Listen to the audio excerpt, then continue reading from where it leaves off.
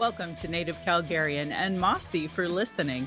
I'm your host, Michelle Robinson, speaking to you in Mokinstis in the Blackfoot Confederacy, home of the Nitsitapi, Sutina Dene, and the Yiharhi Nakota.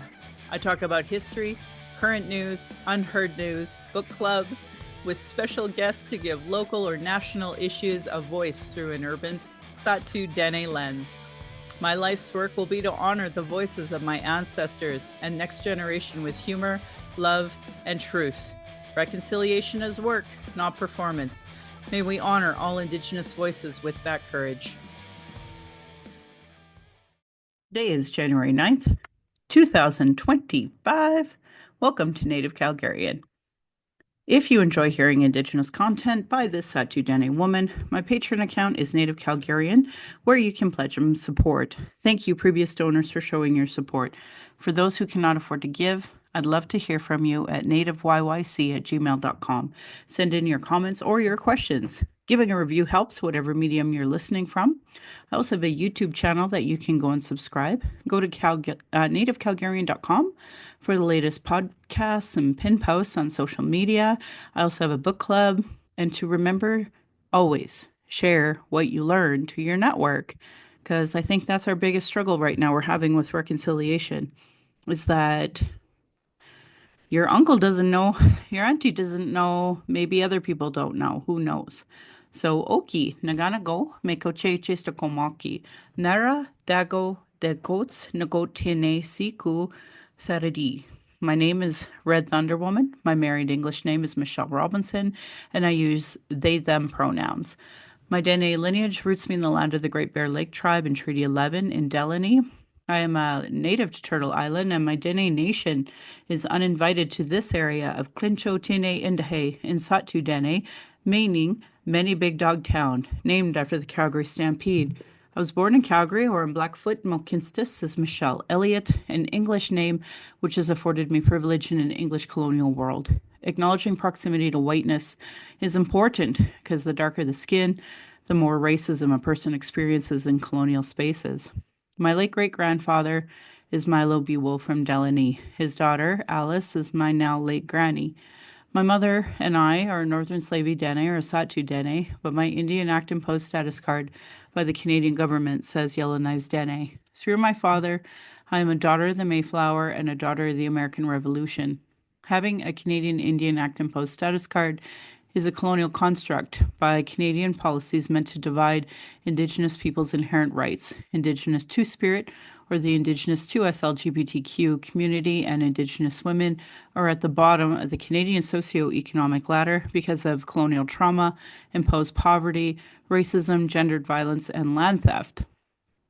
I'm not a social worker nor an elder, nor do I speak on behalf of Indigenous peoples, but I do share my work, my journey as a Dene mom, navigating this colonial, misogynistic, racist, ableist world in 2025. I think of all of this today, and I hope we honor the many Indigenous lives lost for this so-called country named Canada. I hope you see your role in the importance of stopping harm and see your role in reconciliation and as a treaty partner. Land Back is a movement that could save the planet from climate change created by colonialism, but it would be a part of treaty partnership, part of meaningful reconciliation, and honoring global initiatives like the United Nations Declaration on the Rights of Indigenous People. My thoughts and prayers are with the people of California as they are losing their home. It's wild to me to really say Hollywood's on fire. As a former drafter, geomatics drafter, boy, I would be happy to teach you more about this country of ours, how it was founded, how it was surveyed. I did a TikTok just recently encouraging people to come to my November book club to talk about the so-called medicine line. I'll be happy to teach you more beyond this podcast and such, but you'll have to go to nativecalgarian.com to learn more. So, I have been very much inundated the last week with a ton of messages. Some people are not very clear what it is they're asking, so I can't address everything, but obviously a few things. First and foremost is this ridiculous conversations. I actually am embarrassed for the conversations we have to have right now. I think that they are not productive. I think that they are beyond school age. I can't believe that the level of education between both the US and Canada, and especially in Alberta, my home province, where you have the biggest bunch of meatheads. I swear to God, I can't believe we have to have these conversations, but here we are. Um, you know, Justin Trudeau stepped down. I would argue he was absolutely bullied out by bullies, and these bullies are paid. We have a really great TikTok content creator named Nitty who has talked about the IDF and Israel and Stephen Harper. I was talking about that way back in 2010. And then when, I don't know, more started happening, we could talk more about Indigenous rights. Great. But at the end of the day, like this conversation about Stephen Harper and all of the committees and organizations that he's a part of that are multi-million dollar organizations, and they are doing surveillance of people all across the globe, and now AI, et cetera, et cetera. Like these are very important, real conversations to have. And instead, we are in the sandbox of toddlers, and our leader of the Conservative Party is talking to some idiot named Jordan Peterson on a podcast, and worst, people are listening to it. It's like Joe Rogan and Trump. Like I cannot wrap my brain on how dumb as a society we've become that these are now the podcasts that people listen to. So here we are. The biggest thing I wanted to address, only because the thing about the attack on the media and the attack by mainstream media of getting rid of DEI and getting rid of folks who care about human rights. And now, like, we had gotten rid of wonderful journalists like Rachel Gilmore, who has done amazing work now on the socials, really elevating who she is and the journalism she does. Real journalists like an Erica, I feel, there are many wonderful people out there who have been cut from all of these mainstream news agencies because they're women of color or women in general. And unless you're the pretty blonde cheerleader, I guess they don't want you on the news, which is ridiculous. So, or white male, obviously, white male. So that's back to the Jordan Petersons and, these low bar, low brow conversations. People are more educated than this, and how any of them fell for any of this rhetoric is beyond me. So any of you who decided it was acceptable to be sharing, fuck Trudeau flags or memes that were ridiculously stupid, lowbrow, it may have been funny to you, but they were misogynistic, homophobic, uneducated as well, not to mention just bullying, and you fell for it, and you fell for Stephen Harper's machine, that media machine. So now here we are, where our prime minister has now stepped down. So he has stepped down. We're having to move on, and many of you are asking me many questions about a lot of things that I have to answer. So I appreciate you reaching out. Um, you know, I I know that Justin Trudeau invested more into Indigenous issues and Indigenous people than any other prime minister. Like that, unfortunately, the bar was so low that any improvement was beyond what we've ever had before. Um, is it enough? Absolutely not. But it was way more than anybody else. And the truth is um, the Liberal Party of Canada has the Indigenous Peoples Commission, which I'm a part of, and we were the ones who set the Indigenous policy. Basically, I felt like our role then and today still is free Indigenous education for many of the Liberal Party members. And some of them took it, some of them didn't. And that was actually the impetus of the book club that I started in 2016. Um, at that time, the Indian Affairs Minister was Carolyn Bennett, and she had hoped that Canadians would do more reading and learning about Indigenous issues, as that was the time of reconciliation and anti racism.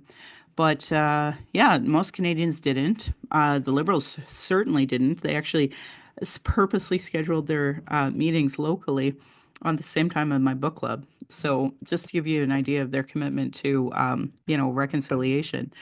So anyway, um, Jordan Peterson is a disgraced uh, PhD of something here. And there was a whole body that basically said you're not allowed to continue practicing. Um, and I want to say it was like psychology or psychiatrist. I can't think of which is correct because I don't care because he's a moron and I can't believe anybody listens to him. Yet here we are. And then the leader of the Conservative Party went onto his podcast, and the key thing I wanted to talk about was this woke conversation.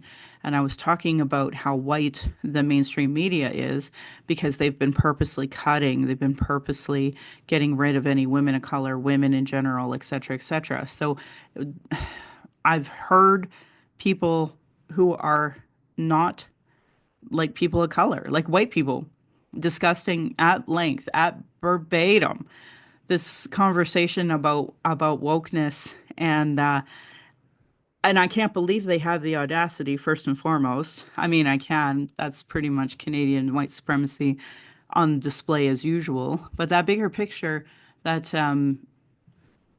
the two of them said something to the effect that uh, anti woke was imported into Canada.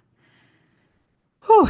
And I tweeted out, and I was shocked at how few folks cared, but I said this is obviously ridiculous considering Canada, so-called Canada, cannot actually exist unless there's the treaties. And the treaties unfortunately started the Indian Act, and Canada itself created their constitution with the Indian Act embedded in it.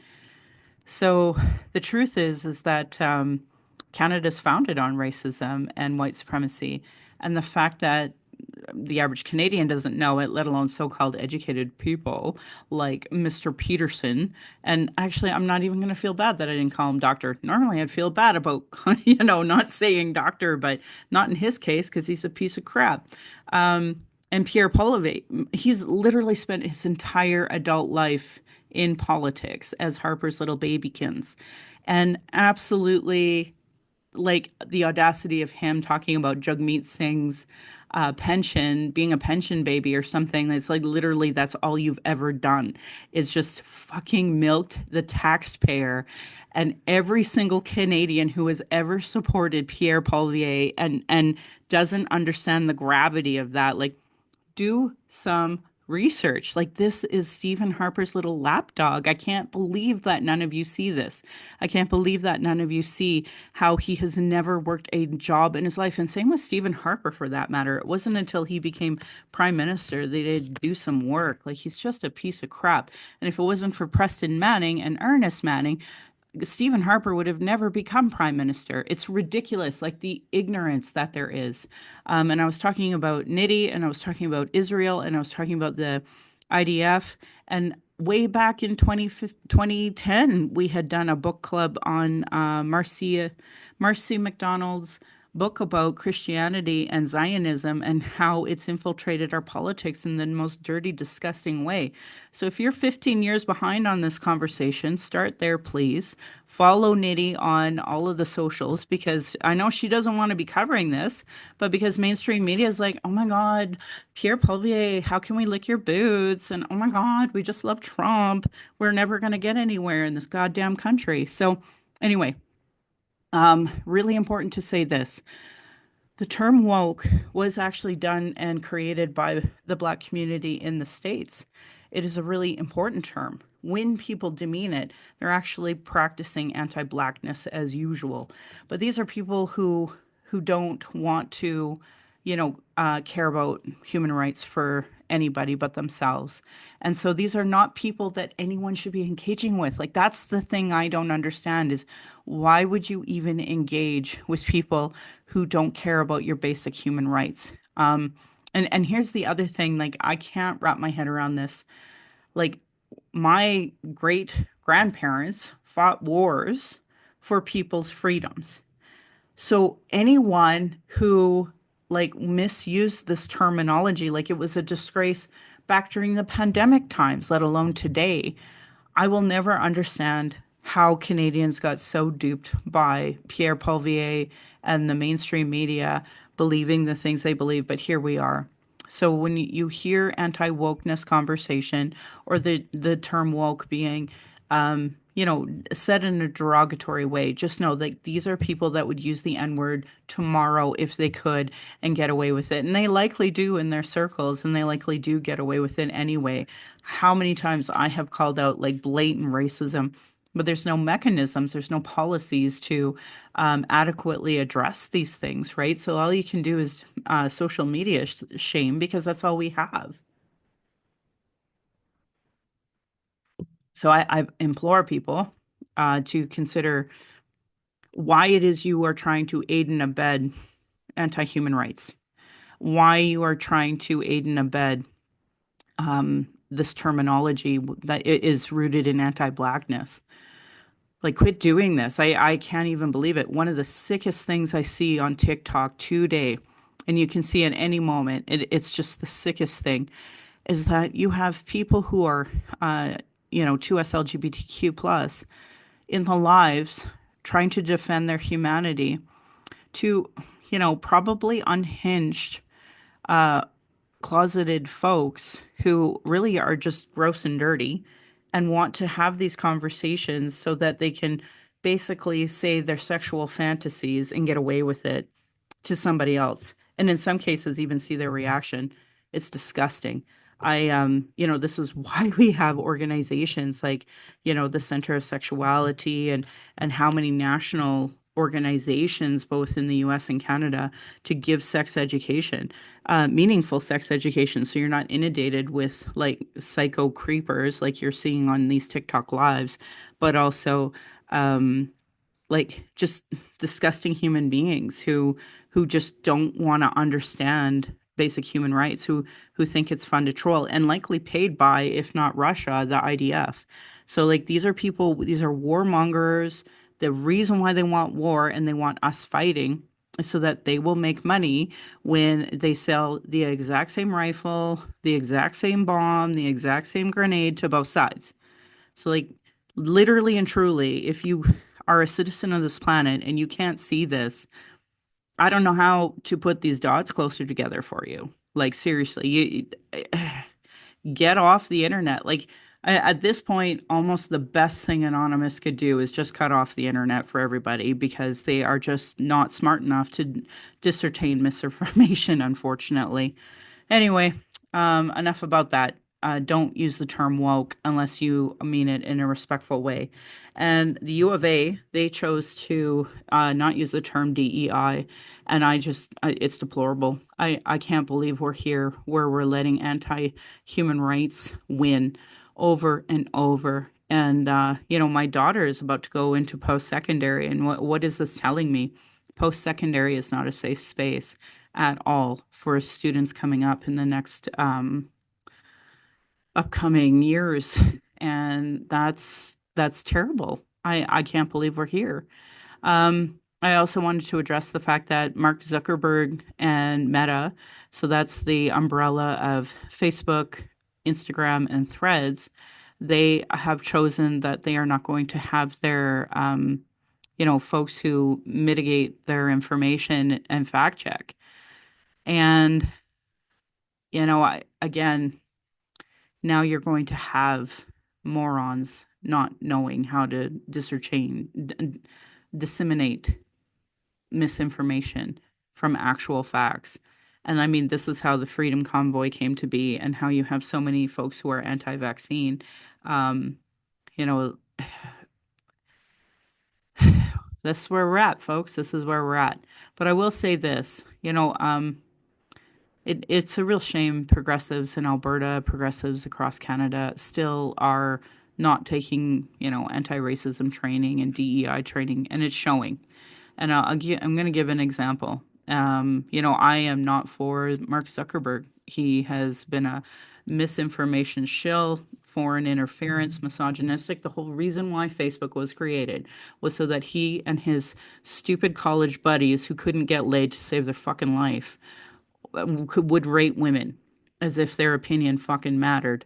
And that's how he created Facebook. So, you know, that's the truth of it. So I cannot stand Mark Zuckerberg. I think he is a misogynistic piece of crap that's only there for money. But I will say, because he is Jewish, if you are sharing a single thing to make fun of him with rats in it, you need to remember Hitler used rats to dehumanize the Jewish population. That's just facts. This is not something that we can negotiate. So, using any type of imagery with Mark Zuckerberg and rats, no matter even if it's pretended to be some type of scientific study, etc., is not helping anyone. You are actually perpetuating anti-Semitism, and I'm also not for Zionism. Yet here we are. I am trying to tell people not to be anti-Semitic, and the so-called progressives are sharing shit like this. Now, I thought the other one was really funny that said since Mark Zuckerberg will no longer allow fact checkers on Facebook, like, it's too bad he just passed away because he was a pedophile and he never went to jail for that. Like, that's funny. That's funny stuff. Because if he's not going to have fact checkers, why can't we make fun of Mark Zuckerberg? Just don't attack his Jewish identity. Don't attack using rats. I can't believe in 2025, this is my opening solo podcast talking about this because people haven't researched even World War II, what that propaganda is, et cetera, et cetera. I can't believe we're here. So these are the bare minimums, folks. A lot of the questions that people are asking me are Justin Trudeau and next steps. So if you are listening to the mainstream media, they finally have something to cover, apparently. So they've been covering our party like nobody's business. They're covering this bigger picture of what it is that we're doing with the National Board of Directors and our Constitution. And, I just find it ironic. Our Constitution has been public for years.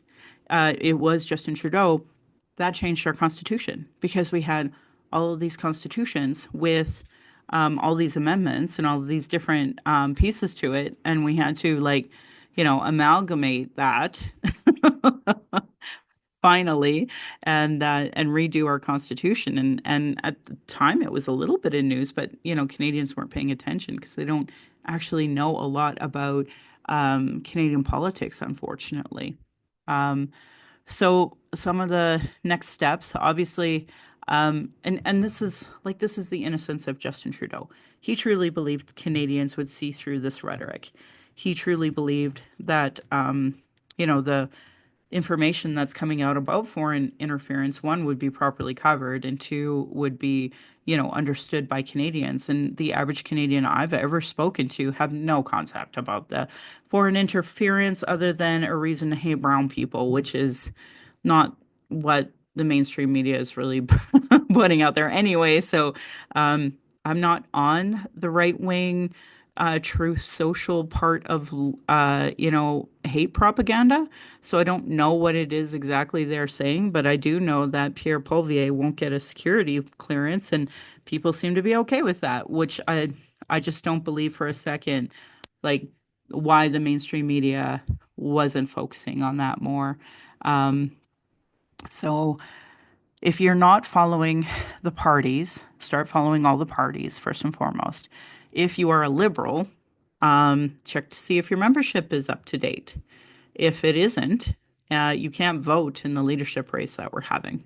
The National Board of Directors meeting's wrapping up here shortly. I'm going to be running out for some liberal list training conversations that we're having. So that's another part. If you are a liberal and you want to be a part of this process, start volunteering. We're going to need your help. We're going to need your help with, running candidates and such as well. So the sooner that you, become the member, volunteer, be a part of the system, the sooner you'll see how the system actually works. Because I see the adorable amount of Canadians that say the things I say, and that Like Justin had faith in those people wrongly, unfortunately. Uh, Sweet, innocent, ignorant people are not going to help us. Unfortunately, that was a hard lesson for him and a few of the other liberals to learn. So, if you are unaware of how our political system works, you do have to start to learn a little more. I see the adorable question that happens every election when we know the Liberals and the NDP are going to lose. Should we just merge? That is not on the table, folks. It's adorable, but it's not. In fact, there are even questions in the NDP about Jagmeet's leadership, and I'm not going to speak about the NDP because that's their party and Liberals is my party. I know some of you might be new to me. I have a podcast that's been available for years now, including the Jody Wilson Rainbow Times, and every Liberal convention I talk about it. So, if you're interested in learning more, you can go back through some of my older ones. During the Alberta election, I ran as a Liberal long ways ago, and then we've had a few other provincial elections which have helped the NDP. So if you'd like to learn about that, there are some previous podcasts that you can listen to. That bigger picture, though, is that every election, there is something that I do pay attention to, and it is a nonpartisan organization that talks about who's more likely to win in each riding. And I think for folks who are like, oh, I'd love to see the Liberals and NDP merge, adorable, thank you. That's never going to happen. Please consider this nonpartisan organization and looking at each riding and determining where your vote should go if you are against the Conservatives. That's probably the most important place to go. I would love to talk more about how how disappointed I am that we didn't get more done under Justin, but I just think that's irrelevant at this point. I think there's enough talking heads about about that, and actually nobody's been asking me that, so that's okay. I'm probably not going to go that depth into it, but I did. This one person asked all these questions, and I said I would address them in my podcast, so I'm going to. The first question is wondering how we can strategically vote so that we can spark real change. Again, this person, unfortunately, being from Calgary, we have to determine and look at this nonpartisan organization that kind of helps determine what riding is most likely to win under which banner. Unfortunately, Calgary, it doesn't really matter, but out east, it really does. And in maybe BC, it matters. A lot of those ridings are pretty, 33% across the board with the three major parties. And so, that's where, if you're interested in strategically voting, that would be where you should consider looking at where to put your vote. But here in Calgary, we're going to have to really look at those numbers. And, I don't know how we're going to find liberals to run in Calgary. I have no idea because not in Calgary. So we'll have to look at that. That will change as we go because I don't even know what's happening in the NDP party right now. And right now, I don't care. But strategically, look at the nonpartisan organizations. Next question was most important election coming up. Make them earn our vote. You know what? Every election counts. Every election is as important as the last one. To me, the one that really mattered was obviously the 2015 one. Um, that one really was the most important one to me. But here we are. This one's going to be very important because Pierre Poilievre is slated to win at this point, and every Canadian should care about that. But with the deepest respect, had you cared about human rights, you would have said something a hell of a lot sooner. Make them earn our vote. I think Canadians have to get the understanding that these parties, that's not how they work. It's just not how they work. All parties are made up by people. It's really that simple. Um, there's not, you know, why is an urban native Dene mom in the middle of Calgary helping the Liberal Party? because that's the point of the parties, is that you all have to get involved in them. It's not something you can not one off. Like, I wish that Canadians understood how fragile our democracy is. And if you legitimately cared about your great grandfather or great great grandfather who fought in wars, now's the time to get involved in the political party of your choice. Um, I have seen natives that are a part of the Conservatives. I will not comment on that at all. But I know that the NDP also have a similar Indigenous Peoples Commission. It wasn't active when I was, 2011-ish, getting involved in politics, but I think it is now. Anyway, I won't talk too much more about that. I apologize for sounding ignorant, but what specifics should we be looking for? Right. So I had put out a message basically saying, if you're interested in the vote, like, you got to get your membership up to speed. And again, I think because we're so illiterate as Canadians on how our civics actually work, like, we're not going to be having a general election before the Liberal election. Like, I am speaking specifically to Liberals. If you do not have your membership, you're not voting in the leadership. And then, when the general election actually happens, of course, then we'll have those conversations about, the three parties having something about reconciliation. I disagree with this comment. I think that there are not robust policies at all in the parties about reconciliation. And under the Conservatives, they say it seems they only do the bare minimum. They do worse than that. They are racist, and they have no interest in reconciliation. And I think that after Pierre Poilievre went on to Jordan Peterson's podcast and said that wokeism was imported and refused to acknowledge the racism here, like, he's not interested in reconciliation. I don't even know if he has said the word out loud in a sentence one time. Are you happy with the path of the Liberals? So again, parties are only as good as the people in them. I would argue, as a liberal Indigenous person who's been in the party, I have educated many Liberals. So, you know, with the deepest respect, there are calls to action and calls to justice for the average Canadian. And when I talk to them, they don't know that either. So I don't know if a person has the right to be happy with the Liberals when they don't know anything about what we're doing, the Indigenous Peoples Commission, the policies we put forward, and the problematic MPs within the party, staff that are within the party, like they're not hearing and understanding that. But I promise you, it's a billion times worse in every other party. So I just don't know how to answer that, because with the deepest respect, Canadians are so ignorant of their own party system, they don't even understand. So, I advocate for what I advocate for.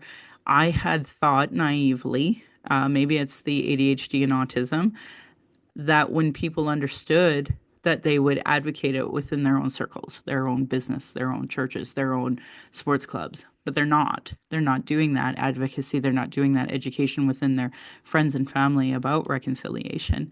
So, I've seen the ignorance of Canadians' opinions on Pierre Poilievre and the Conservatives and Trudeau, and now their entire personality with their flags and their bumper stickers, I guess, are coming off. Like, I'd love to know anyway.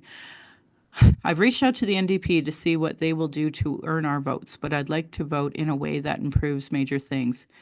I think too, as a Native woman, I'll just say this: the colonial system is the colonial system. They're never going to improve our things, and they do that because the sooner they can eliminate us, the sooner they can steal the land and not feel guilty about it. So, like, we have been in a genocide. Right now is a genocide. It's an ongoing genocide through policy. And my other podcasts have really, like, explored that with different solutions and conversations. But it is clear to me from the lack of feedback I get that people aren't really like it. I don't know what it's going to take for people to get it. But at the end of the day, now that we are allowed to participate in the colonial system, I do. But I will tell you, this colonial system is not made for natives. I had another friend ask me Shouldn't we just start our own party? Absolutely not, because that diminishes the purpose of the treaties. Like, we are 50% stakeholders minimum in that treaty. Now, Canada's broken the treaty, so as far as I'm concerned, they're just illegally occupying our lands. But our ancestors signed those in good faith, and most generations have tried to honor those treaties in good faith. Non-natives don't. There's not much I can do about that. Like, they're just like pro-genocide. Let's kill all the natives and all of the Palestinians and all of the South Sudanese and the Sudanese and the people from the Congo. Like, let's just kill them all, right? Like, Canada doesn't understand their own policies are causing genocide, and I don't know how to help them get that figured out. But I actually believe that they do know damn well what they're doing. They just are like, well, I'll just think about dinner or watch the latest movie instead of caring about human rights as they were taught to, but just don't actually do. Um, Clean drinking water. So here's the thing. Justin Trudeau, the Liberal Party, absolutely could have invested far more quicker to get clean drinking water everywhere. No question. However, there is a bit of a trust issue between Indigenous and the government of Canada, understandably, and it took a lot of work. I truly believe that Patty Haiju and Dr. Jane Philpont did a lot of great work in trying to get that figured out. And I'm going to tell you all this. So I'm old, so I remember these things. But 10 years ago, there was no fucking spreadsheet saying, hey, there's 634, bands, and what is their drinking water status? There wasn't even a spreadsheet of that. Dr. Jane Philpont made that spreadsheet. She determined who needs what. It was actually way bigger of a problem than they understood. That is the truth. They have done an amazing amount of work there, and they were trying before just now to get this clean water bill put forward. Now, whether it would have, I don't know, and whether it would have been respected, I don't know, but it doesn't matter because now that Parliament's been prorogued, it's eliminated. Um, that's just the way the Canadian colonial parliamentary system works. So, if you legitimately want to push the parties on clean drinking water, make them put it on their websites. Most don't.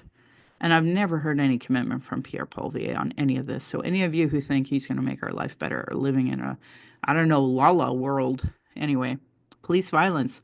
So I personally put forward multiple policies on police violence, and they've never been implemented. Like, it's really that simple. If I have watched the NDP in BC, for example, and they absolutely signed off the RCMP beating the living shit out of the wetsuit to win for their lands. Like, no holes barred. So, like, with the deepest respect, the sooner we as Indigenous people can understand no colonial party is going to save us. They're not going to give us clean drinking water. They're not going to stop police violence. They're not going to stop system inequities. Like, I want to vote for those things too, but there is none. There, like, I work within the Liberal Party with people willing to try to understand that and do that work. But there are a lot of people in the party that don't care about any of these things and would be happy to see us eliminated. It's really that simple. And that's in every party. That's every Canadian, because you don't see every Canadian pushing their church, pushing their work, pushing, pushing, pushing. You don't see that. So people like me, we call the cops, we get shot and murdered, and you guys are all okay with that because, I don't know why, you just are. So, making it more safe for those needed services.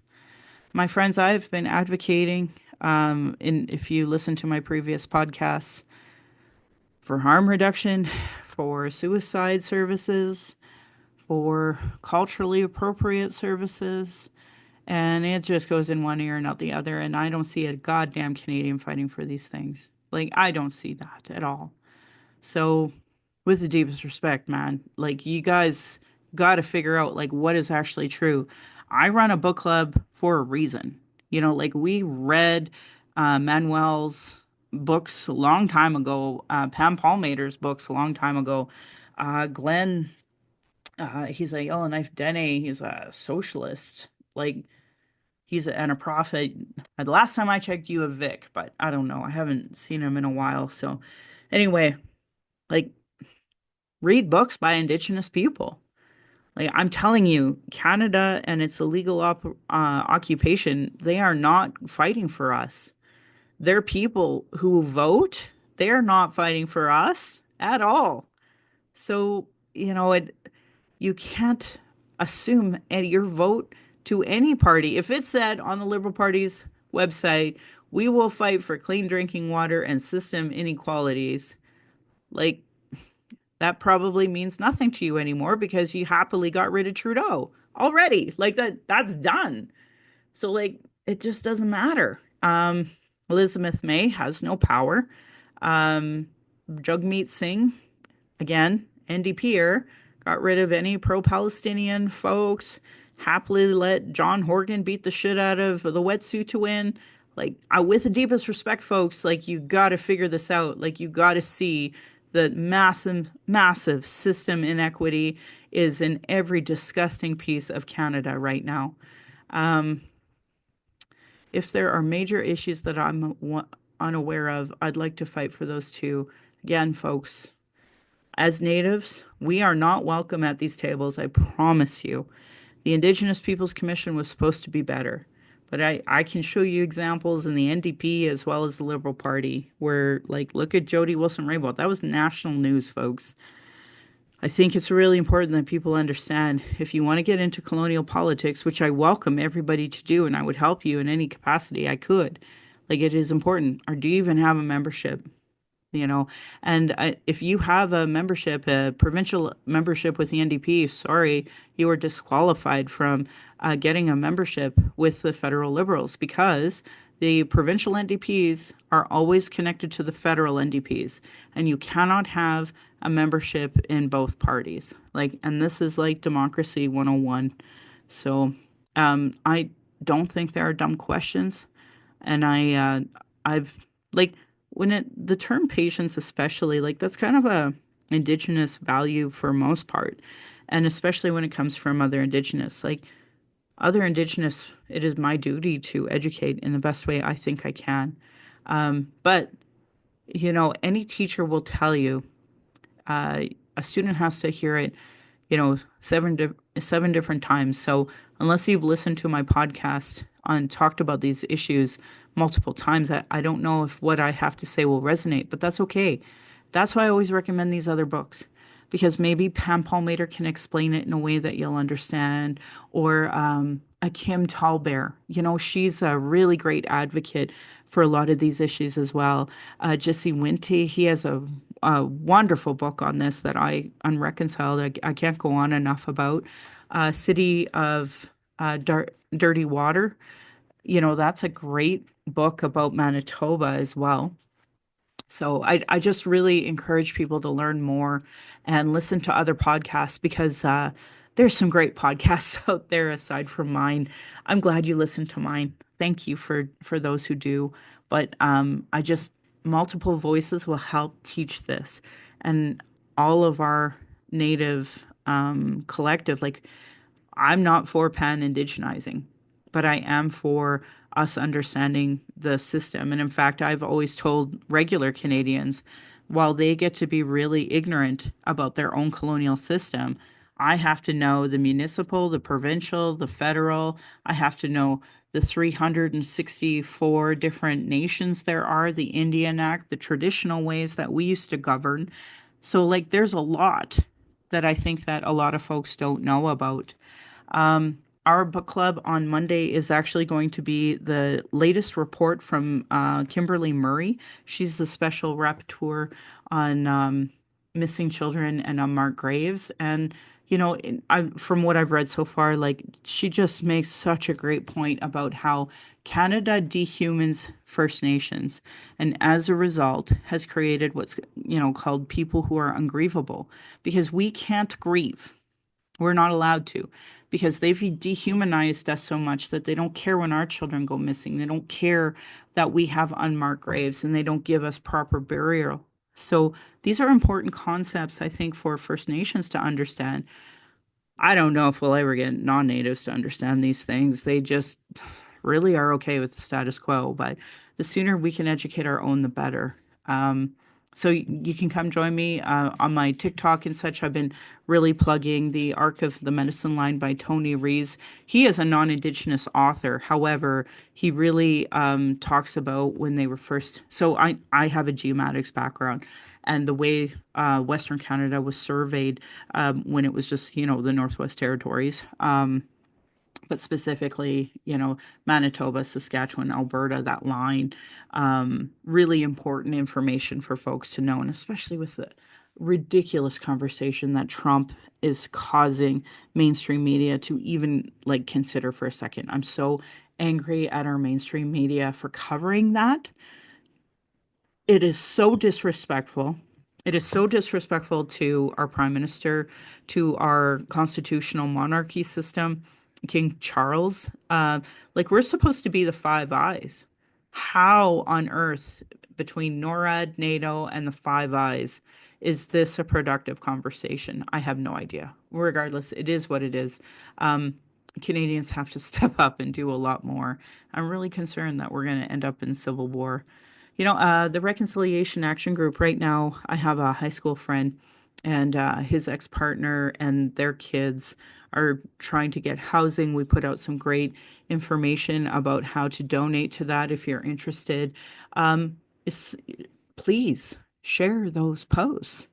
You don't have to amplify mine, but it is important that people see that reconciliation means action. Reconciliation means you have to actually do some work.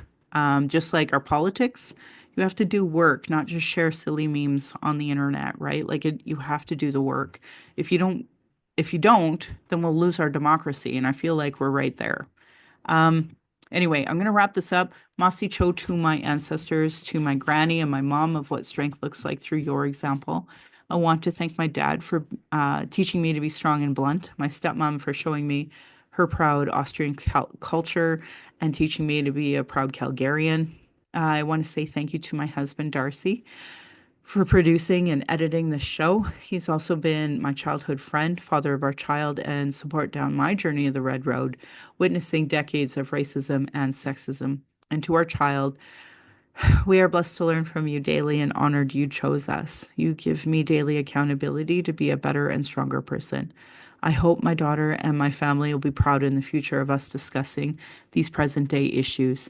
I honor the Blackfoot as the elders have been so kind to me on my Red Road journey here on their territory.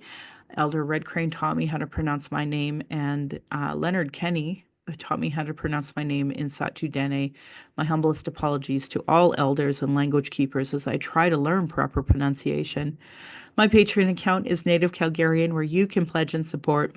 Thank you, previous donors, for showing your support. If you value listening or watching and can afford to give, thank you. For those who cannot afford to give, I'd love to hear from you at nativeyyc@gmail.com, where you can send in your comments or questions.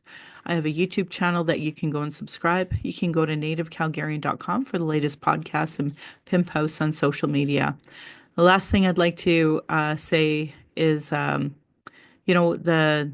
former ambassador for the US has been thanking Canada, and especially for what we've been doing for California. So, for folks who don't know, we've been sending bombers over there, water bombers, to help with that, despite all of this ridiculous rhetoric coming from the mainstream media as well as Trump. And for those of you who've never listened before, I end every single podcast by saying, I always give side eye to those Calgary rabbits. You're lucky I'm not tradish. My beautiful cousin would respond, or you'd be in my dish. Thanks, folks, for listening.